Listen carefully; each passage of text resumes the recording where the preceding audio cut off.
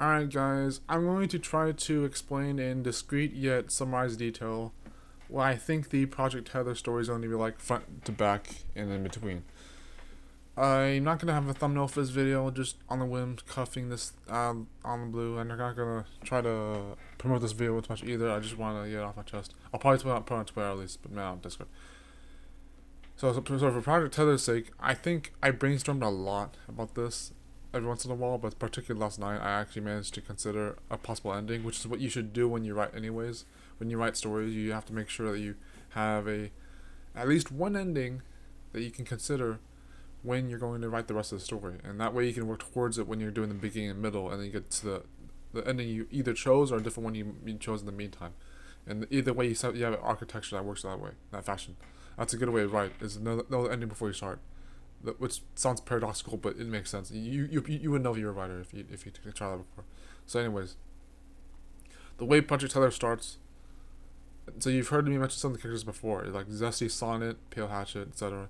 I'm gonna maybe summarize to at least 8 or less characters, maybe, or if start concerning the story at hand, it's generally like 6 to 12 characters, but eight so far. I think 8 major ones are like the important characters, and then that includes the main characters. So 8 or so characters are gonna be in the story, if to summarize up the plot and the characters and all that, and the props themselves. So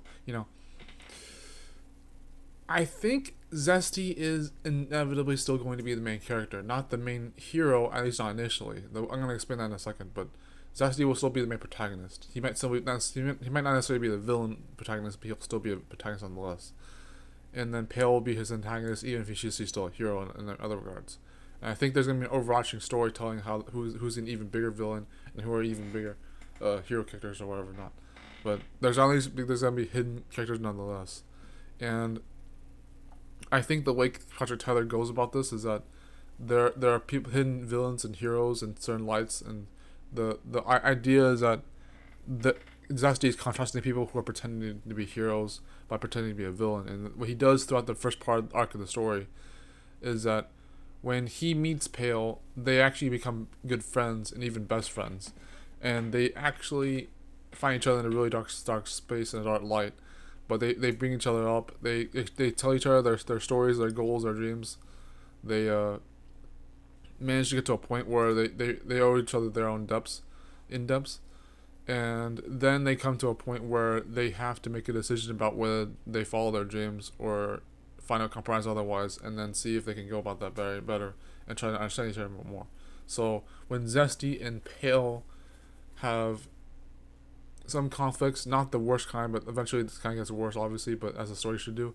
But I think, as you've maybe heard me say before, Zesty had the goal. Well, at least initially, he had the goal of preventing coercion or preventing people from being forced to do things. And his inner goal might actually be insightful culture being achieved. Pale being the inescapability thing. Maybe that just might be as stacked as it needs to be, since she's not the main character. But at least not as dynamic for a protagonist for Zesty, I guess. But Zesty does change a lot in the story, so it makes sense if he has a hidden goal aside from his main goal, which would be the inside culture. So Zesty finds it in himself that he has to lie and be deceitful in order to figure out a desperate. Because what happens in the story is that he warms up to Pale really well, very quickly. And by the time he realizes that Sporby, one of the major characters, who looks like an insightful hero, but he's actually an insightful villain, and Sporby is actually very hard to be conceived about being a villain because he doesn't seem that way at first, and his motivations and his actions don't show that initially. But then you see how the characters, like the major character Pragley, who's a hero, also who looks like a villain, or being a villain who looks like a hero. I'm trying to work that out still. But Sporby is particularly a non-hero who is actually a villain.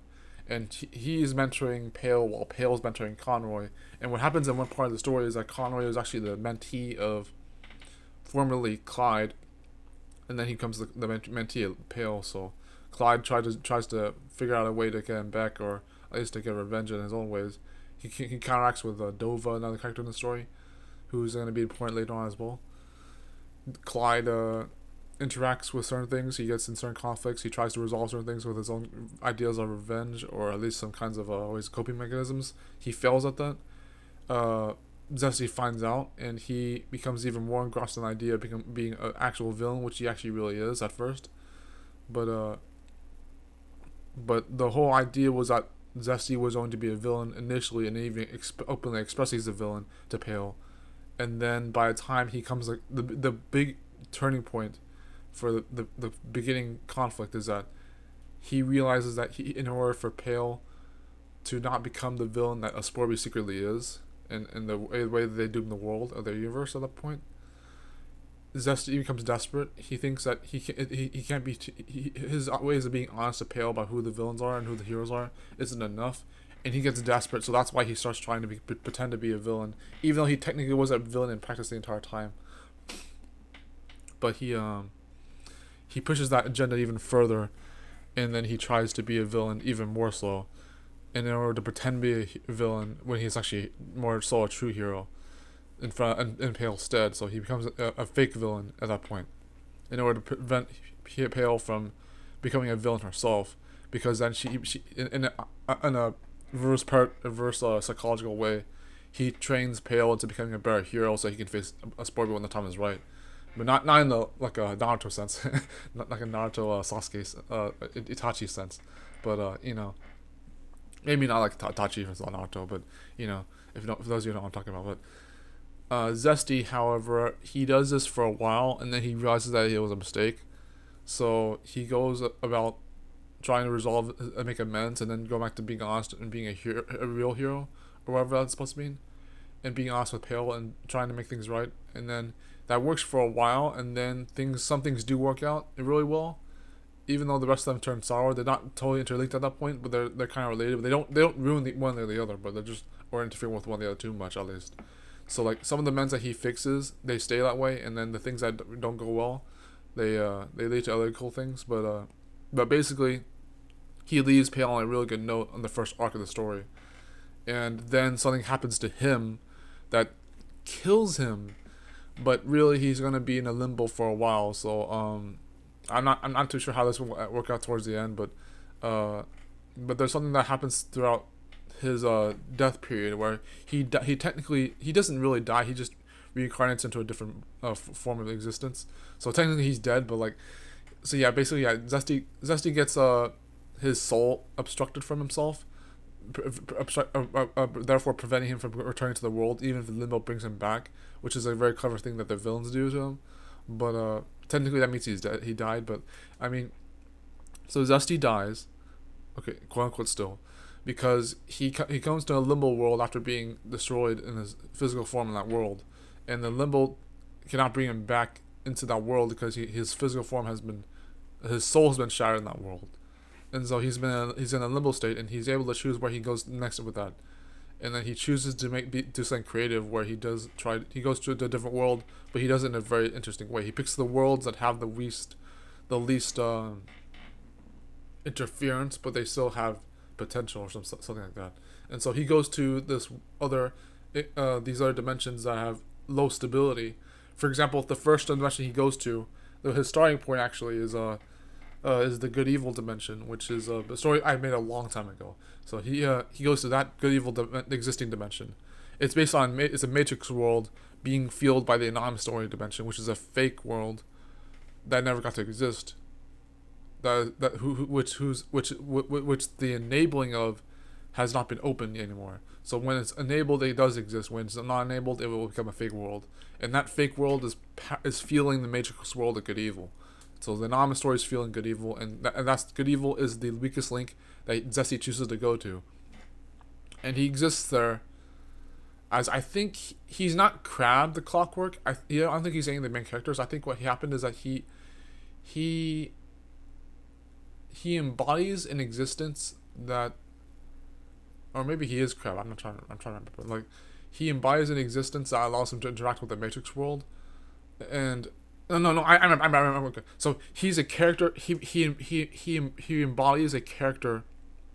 He mind controls a character in the anonymous story world, the non-enabled world, and he's able to use Ithiak, the brother of a sister, who is one of the head parts of the Matrix, the Matrix World's controllers for good evil. Not on a story. They are using that algorithm from a service from the Scansel creatures, who are the AI aliens, the artificial intelligence aliens, the turquoise light blue alien characters. They're advanced species. They have like all this stuff, these sword arms and floating arms or whatever. So like the argues a little bit, but anyways, Zesty takes control of Ithiak, who's like one of the like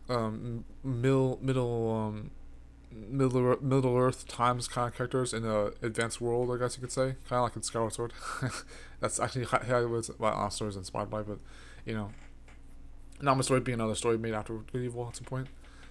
And so he controls Ithiak, and Ithiak is able to manipulate the Matrix world Good Evil because Zesty uses Ithiak in order to controls Ithiak to make sure that he can alter this fake world through the computer systems, and control them otherwise. And then when Zesty, or also known as at that point Ithiak, alters this good evil matrix, the characters Crab, Darg, Lloyd, and Jack in that story, or in that fable Matrix world, they, instead of doing the main task, which was to double the time of the Middle Earth world in that Matrix realm, so that they can face the aliens attacking their planet, instead of doing that, instead of doubling their time span on the Earth, so that they come as advanced as the Darguses are, like Darg and Scar and Oz and whatever though, the Dargus creatures being the black creatures that have the floating arms, legs, and all that.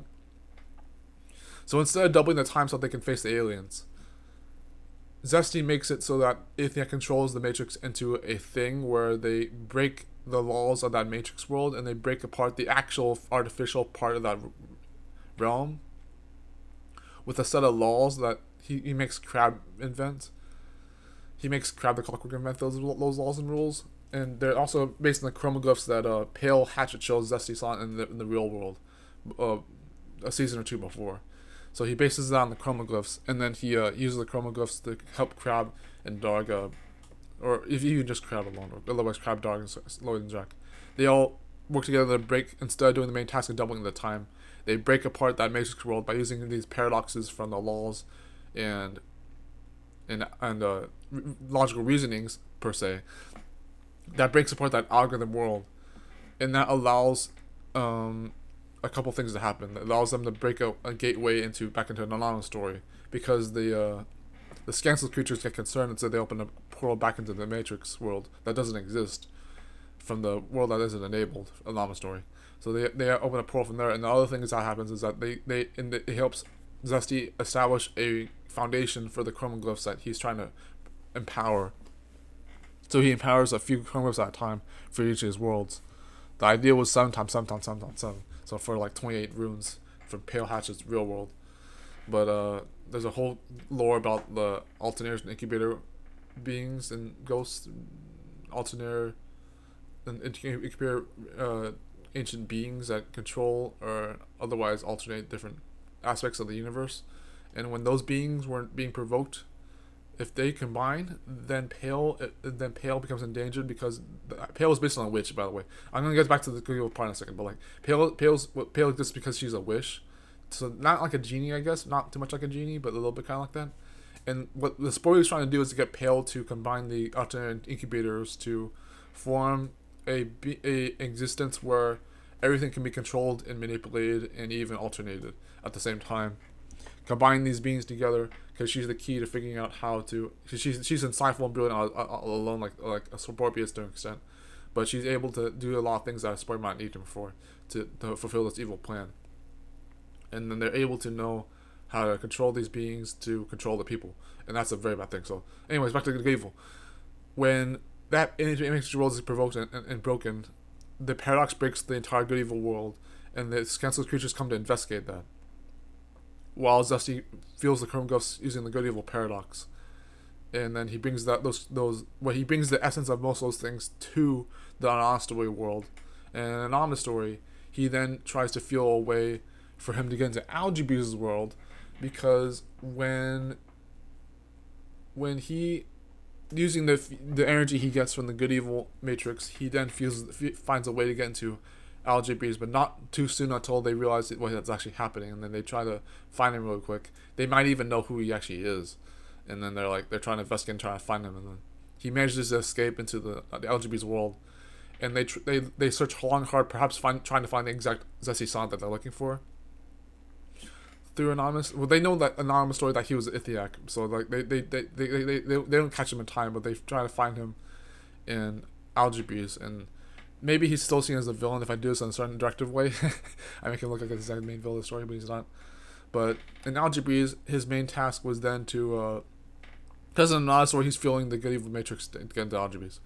This is temporary bridge. You might still see some scenes in there, but in Algebes, instead of doing the main task, which was to fuel a mathematical algorithm and logistics, he networks as many friends as possible in order to do something else, and he hides behind Gate the Collins. Gate is like a wizard boy, like a switch boy or whatever, who works for Angus Wild, and Angus owns this whole company in Algebes that investigates a lot of paranormal activities and all other stuff. Also owns a big company surrounding the Algebes product or whatever that Sword's supposed to own. So, in other renditions, Crab the Clockwork, Acet the Swordsman, and Sword the Mathematician boy with the Algebes kin, those were all renditions that are embedded into Pale Hatchet's soul, and Zesty at the whole time is controlling these spiritual beings that are in the midst of these dimensions. And this time, he controls something called the Flash in Algebes. So instead of controlling a random character in the story, like an anonymous story, or a random influence, the influence in Good Evil was probably the sprites. I think the sprites, ghost fairies or whatever influences. But he owns a legitimate algorithm in Algebes known as the Flash, where he's basically impenetrable and invincible, but not for too long, I guess you would say. But well, technically, the thing is that he's not even actually in Algebes. He splits himself between, because Ithiak helps. The Ithiak puppet allows him to build a ghost that can follow Pale Hatchet in the real world as he's going through these different dimensions, and then he's able to also make the Chroma Ghosts gain their power for Pale, even though the Chroma Ghosts initially were just imaginary at first, but then he's able to fuel one Chroma Ghost and sign them and give them power through the Good Evil and Alamo Story worlds, however thick those were. But in Algebes, he makes a lot of friends, and he networks with them, and he hides behind Gates' teleportation technique, which shows a field of invisibility, and that's basically what he hides behind the whole time. And he's the Flash, and then he also hides behind, he potentially hides behind another character known as No Tact, who's Anne Sword's life quest partner. I guess there's a long story about that, but he hides behind No Tact and Gate for that matter. If those are links to his Flash existence, and not so much anything else, but like. Then Angus Wild helps investigate for what happened in the Anonymous story, because the Scancelled creatures are already mad about what happened like Good Evil in the Anonymous story, and so Angus helps them try to find Zesty Sonnet or whoever is responsible for that stuff. They think it's Chris, and because Chris Feather looks a lot like Ithiak, and they find out that that's not actually Zesty, so they keep looking. They think Acet might be Zesty, but that's just Pale, and so is Answord, in essence and soul. So Zesty still gets away with having a lot of links and networks between friends until the point where he can build a gateway back into Project Tether's world. And I think he was initially already there, but he was still building a gateway to Algebes just to make sure that he could figure out secrets about the world at hand before truly returning back to his duties in Project Tether. So he was using Project Tether and tethering like what he did with Ithiak to Good Evil in the Om story. He used an crosswind version of himself, so an crosswind reincarnation of himself in Project Tether to broadcast into Algebes' world, so he can track what Angus knows, and any other instance of the evil plan. So what happens is he buys himself enough time to do other things in the Project Tether world, while still, as he returns back to the Project Tether world as in a different reincarnated version of himself. Well, as he comes back, but then he's still trying to broadcast to Algebes. So like, Angus gets angry and he finds out how to find Zesty's influence through different means, including involving some other alien species, not just the Scantless creatures or the Darguses, but even like Collins, as was Gate was a Colin. Gate the Wizard Boy was a Colin. There's a different alien species. The Capoids, the Monopods, the Sprawls. There's a lot of other creatures like this. The freaking sprites. Jeez, and the humans are worse. But they actually find a way to reach Zesty's influence, like I said, through a monopod or capoid. They use a capoid creature, and the capoid creature is almost approaching the climax of the story, because the deal that Zesty makes this for his master plan is that for the capoid to reveal to Angus Wild what Zesty is up to, he has to give an earnest secret of his own to the capoid. And then so Angus goes about explaining what the Scantless creatures know, what he knows about Asporbi's plan in Project Tether's dimension. And as soon as Zesty knows what this is through the capoid, because he monitors it through the influences like the Flash and the Aetheric ghost from Project Tether, he monitors this and he's able to figure out what Angus knows. And the second that Zesty knows this, he's able to lock the capoid for a certain period of time from telling Angus the other side of his secrets. And then Zesty's able to prepare a way to gateway himself and his influences from Zesty himself. And Pale Hatchet and the Chromoglyphs and the Spirit Temple he's trying to fuel for the monopod, or whatever the heck that is. I can explain that later. But he builds a plan to zip line straight from Good Evil to the anonymous story to Algebris to Project Tether with all the influences all in one go, before Angus finds out what his secret is and tries to mobilize against to stop Zesty. And so, while Angus is waiting for the capoid to reveal the secret after a period of time, being locked behind a barrier, a wall, a paywall, if you will, if that was the case, time wall, he gets Crab the Clockwork to totally demobilize the Matrix world with the Scantless creature still stuck in it. And then he also disables Anonymous Story's links with Ithiak, the human character at that point, anime style. And then he even gets Algebris to do a few other cool things, including hiding the capoid creature from Angus right before the time is up for him to get the secret. And then that works for a while until it fails, and then he still catches up the capoid from the friends that try to hide him. That still buys Zesty enough time to do other things in Project Tether's dimension. And then by the time Angus actually knows what the secret is, Zesty already has a way to grant Pale the Splinter Plate thing, well, the Splinter Template, that gives the Chromoglyphs full capacity to protect her. And then they can't stop her, even if they can stop Zesty. And then Angus is able to tell the Scantless creatures to then connect with Sporby's team. And Sporby tries to stop Zesty, but then they realize that what they all had to do is warp Zesty's world with the alternator incubator beings, and then they can just destroy him and it reverses progress. But then there comes an extra falling action effect of this, is that Zesty's idea is that Zesty comes to a dilemma where if he's on a parallel from Pale in the same dimension, because he's not actually really there. He's either there at Crosswind, or he's there as Zesty, but he can't really interact with Pale in the same field. And so what happens is that because Pale being the witch genie kind of person that she is technically, she can either have Zesty wish for her to use her life force in order to fulfill a wish to destroy the alternator chaos and then teleport him to the real world, destroying her effectively, or he can wait there and let them destroy him in his physical form, in his next reincarnated physical form as Crosswind in that realm. And then the Pale can lock or passively the realm can be locked behind Zesty's existence being destroyed, and then Pale will be safe. But if Zesty wishes to come back to the real world, Pale becomes destroyed. And then the plot twist is that Pale then tricks Zesty by not having to interfere with our Crosswind existence too much. But there's a friend that Pale has a long time ago known as Fix Little Wise that she wishes for.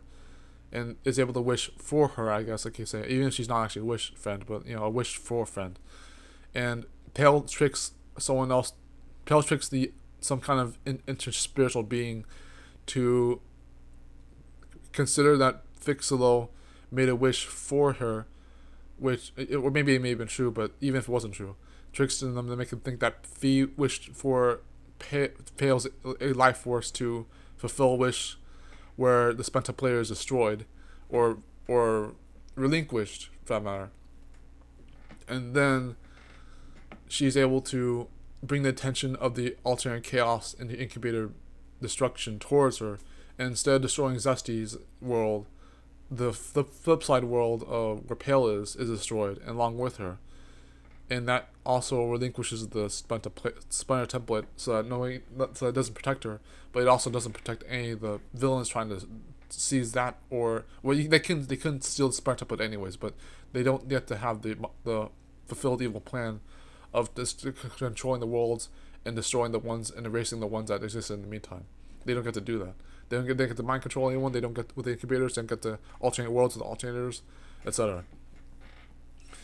And then so Zesty's upset and distraught about this because Pale technically dies doing this. And then after a while, existing as Odd Crosswind in the same world where he formerly was Zesty Sonnet, he goes about his days trying to figure out how to move on. And then comes a point where Pale eventually reincarnates herself back into that world as her former friend Fixal Wise's body, because Fixal dies a long time before this.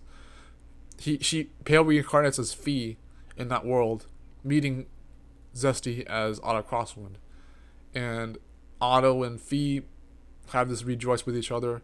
There's a potential in this ending to have them reincarnate back as Zesty and Pale, but that's not necessary. It would be much bittersweet, but also very somber, joyous, I guess you could say, if they were just Otto and Fee in the ending, rather than just reincarnating back one more time into Zesty and Pale. So the ending, either way, it ends with them being the last reincarnated form as either Otto and Fee or Zesty and Pale, and they're able to rejoice out a little bit more. There's an extra epiphany after that about a Sporby talking one more time in the ending, doing a bit of an epilogue where he's like saying a few insightful things in a heroic manner, even though he's already been killed, or at least been relinquished in a certain light, maybe in a prison or some kind of light like that. Anyways, Sporby says this in a very heroic way, in a true hero way, even though he's the villain of the story, the true villain aside from Pragley or Zesty himself or even Pale for that matter. And this ending allows Pale to be inescapable because she's able to manifest Zesty back into her life directly. And this allows Zesty to fulfill his main goal to be have insight culture, which is his true goal, and aside from his other goal, which was to prevent coercion, which wasn't really his main goal, but it still managed to be fulfilled anyways. And he achieves his insight culture because he's able to have an insight culture that includes Pale's ideas and his own to be insightful and cultured. Maybe perhaps even having a prevented of forced coercion, because he didn't have to force himself to do anything that he didn't need to do, especially even towards the ending. And then this concludes the story in a 3-part act, beginning with him pretending to be someone he wasn't, which was the villain case.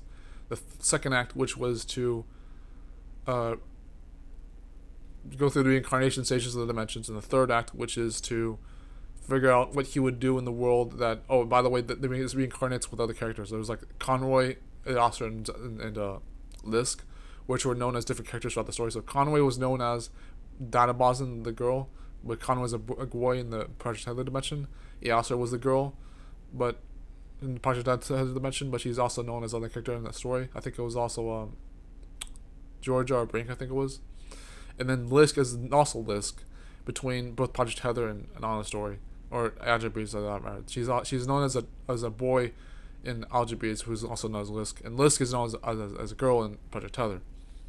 So they reincarnate themselves into the story until they either die off or they have a way to do other things to help support the story. But yeah, so the third act is basically just them reconciling with the reincarnations and trying to figure out how to make amends with things and the other extras that come along with that. But the reincarnation periods and the dimensions and the wearing masks and not being as honest or even factual, whatever, different kinds of logic and different kinds of truths make up many of the acts of the story. If there's only at least three. So that's the full story not of Project Tether in half an hour. Yeah. I'll see you guys in the next one. Take care, Bryce.